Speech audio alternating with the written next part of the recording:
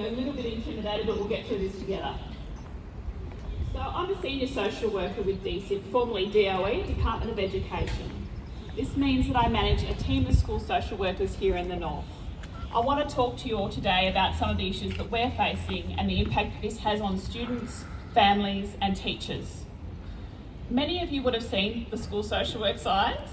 A lot of them do say more school social workers. I know this is a sentiment shared by a lot of you, and I want to thank you for your support.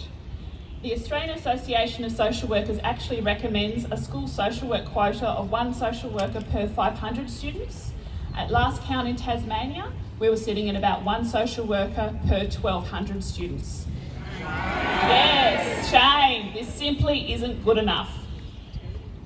For several years, we've had significant recruitment and retention issues here in the North. There are several positions that are currently vacant and some schools that are without a social worker at all. The industrial award that we're employed under is antiquated, uncompetitive, and is a barrier to employing school social workers.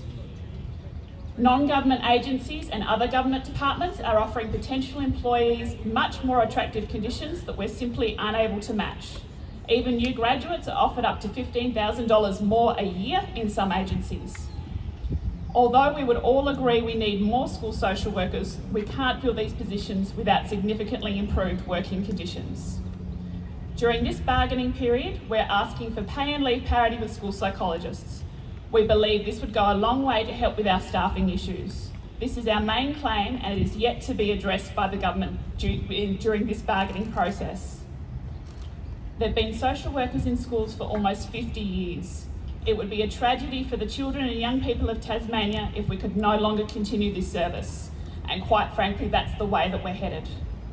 We simply cannot recruit social workers and we are losing our most valued, most experienced social workers due to burnout and vicarious trauma.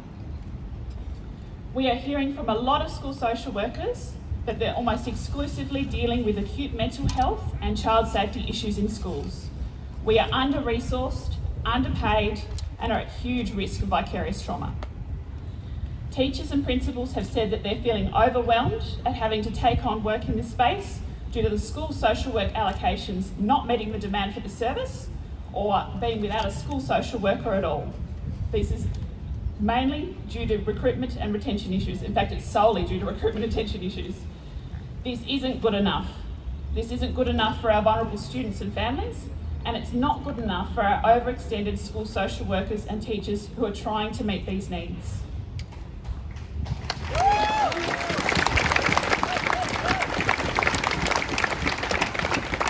We need the government to significantly improve working conditions for school social workers if we have any hope of meeting these needs.